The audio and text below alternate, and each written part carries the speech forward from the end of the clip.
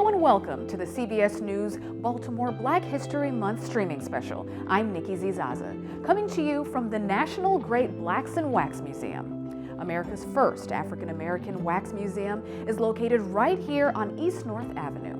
Great Blacks in Wax started in 1980 as a traveling exhibit before eventually finding its home in East Baltimore.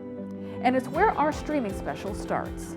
Here's Janae Reese with a look behind the scenes at this beloved institution.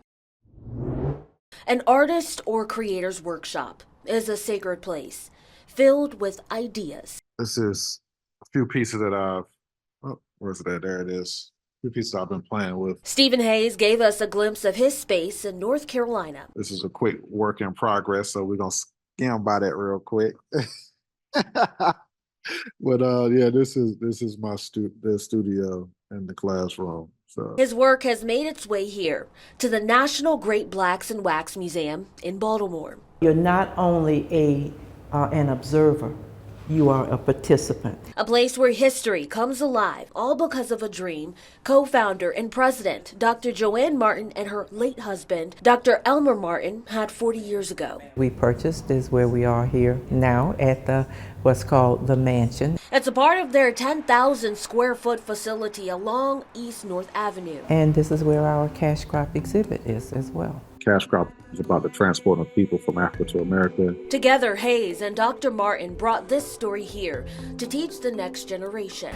How did you say with the concrete on and cement on them, how did you say they trapped?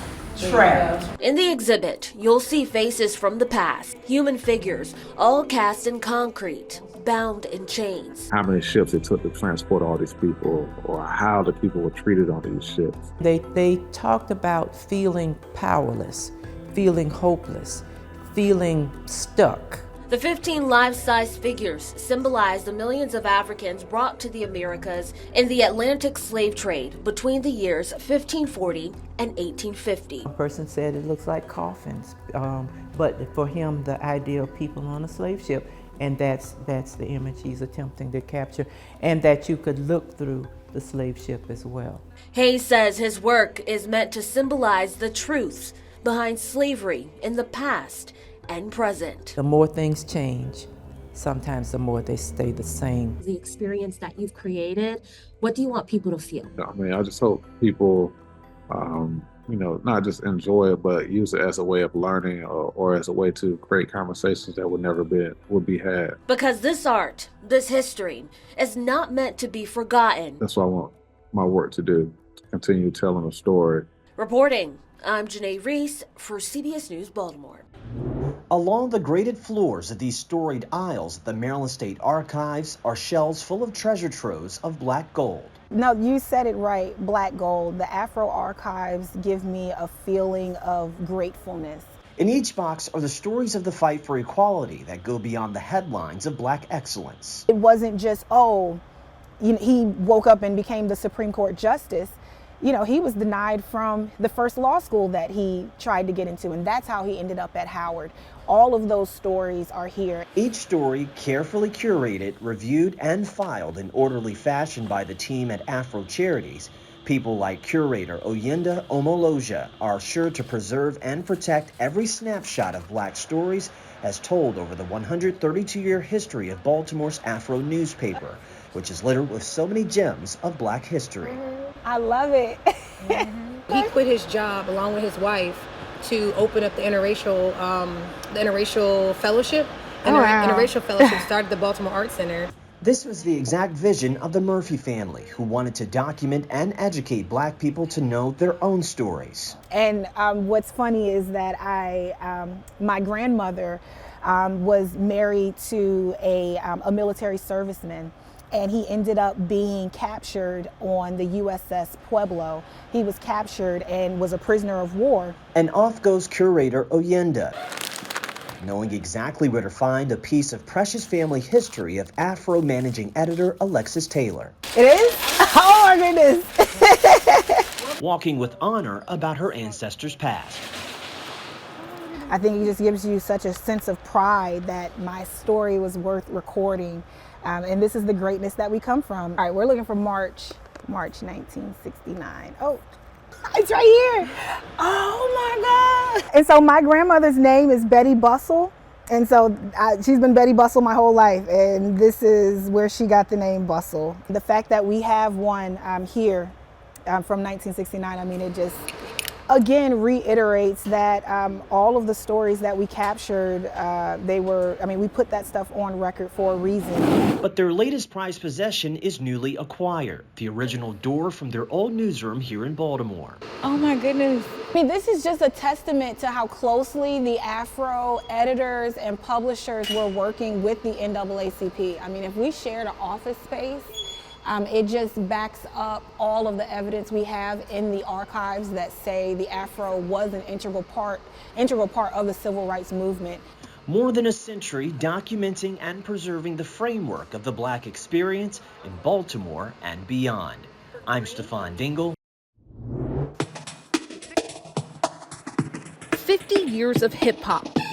Now immortalized in West Baltimore on the side of Shake and Bake Family Fun Center on Pennsylvania Avenue. Thought it would be a great location to sort of mix in some of that history of Baltimore's hip hop scene. The artist behind this masterpiece is Latoya Peoples. She named it The Elements, an ode to hip hop, because when you look at it, it's really 11 murals in one. Honoring those original elements, you know, DJing, turntablism, graffiti, breakdancing, the fashion, the culture. This mural is one of the largest that Peoples has done. She says it took her about 3.5 weeks to finish.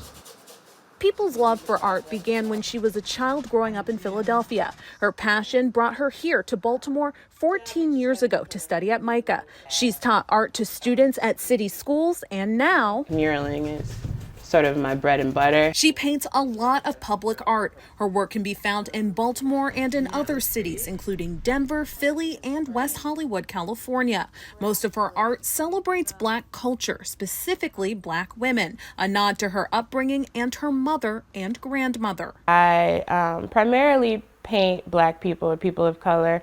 We're sort of missing in the canon of art. Whether it's the art in her studio or her art in the community, Peoples says sharing her work with the public and seeing others enjoy it inspires her. It's beautiful. I'm blessed. I feel grateful every day that I have been able to do this this work. It's important.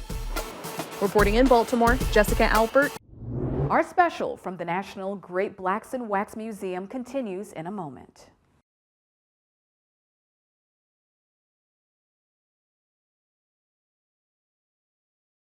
Welcome back to our CBS News Baltimore Black History Month streaming special.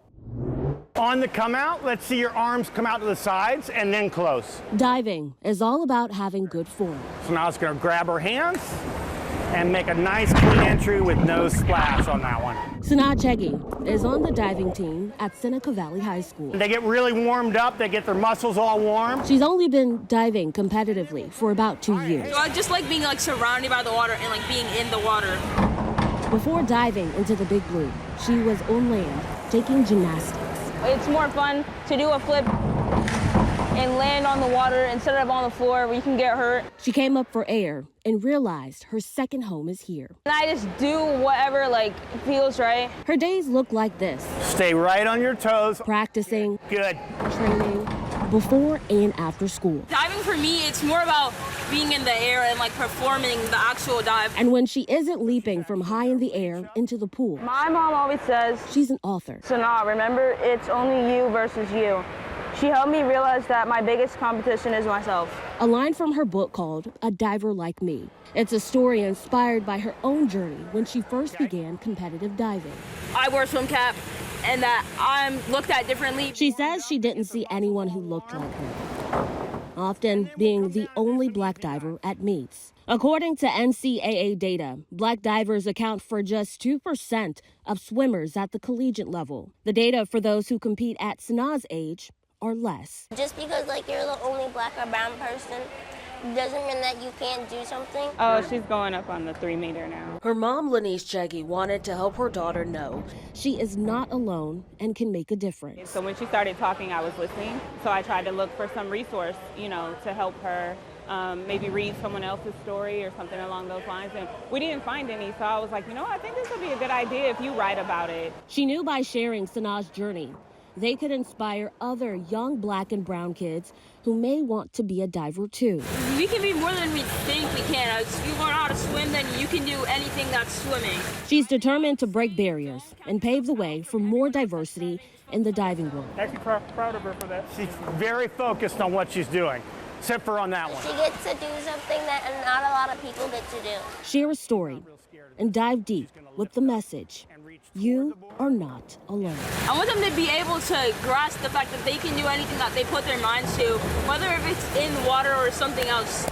Much better. Because all it takes is one leap. Let's move on to something else. How about a back or an inward? Reporting in Rockville, Maryland, I'm Janae Reese for CBS News Baltimore.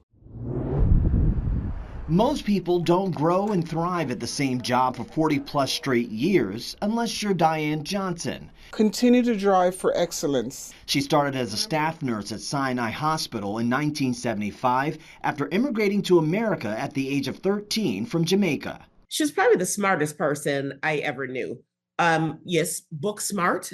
She studied an awful lot when we were growing up, but also having a great amount of emotional intelligence. That compassionate care would build her legacy as she rose through the ranks at Sinai Hospital, where her role as the chief nurse left a major impact on her patients and staff. And she always inspired the bedside nurse to have a voice and to speak up and to be professional. She created the professional development fund at Sinai. She started the clinical ladder at Sinai. She wanted those bedside nurses to feel empowered. She mentored all of us. And all of the staff here that are currently 20 years or less in leadership roles came from Diane. Diane Johnson, known for her presence, hard work, and more importantly, the prestige she brought to Sinai Hospital, including the Magnet Recognition Program for 2 consecutive cycles, which acknowledges a hospital's mission of excellence for aligning their nursing goals for the best patient outcome. That the Commission has unanimously voted to credential Sinai Hospital in Baltimore for a second time as a Magnet organization. In her death, her legacy of kindness and excellent bedside manners will live on in a $5,000 scholarship that bears her name to help young aspiring nurses hoping to follow her path. For those who are dedicated to equitable health care. And those criteria really exemplify everything of who my sister was and what she did. You've seen it all, Diane. When she stepped away from her excellent run at Sinai, all the ups and downs, you've led us through it all. Her staff, who admired her, created this going away video having fun just like Diane used to do over the years.